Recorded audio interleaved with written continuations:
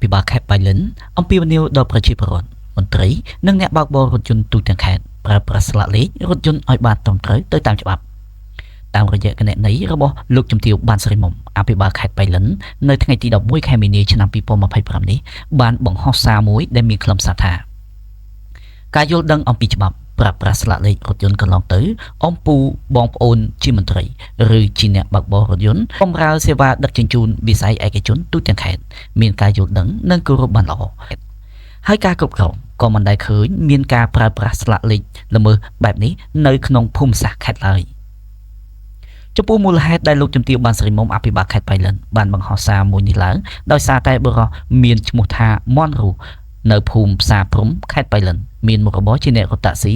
បានបាត់ស្លាកលេខឡានរថយន្តហើយមិនអាចរងចាំធ្វើស្លាកលេខថ្មីបានក៏យកស្លាកលេខខ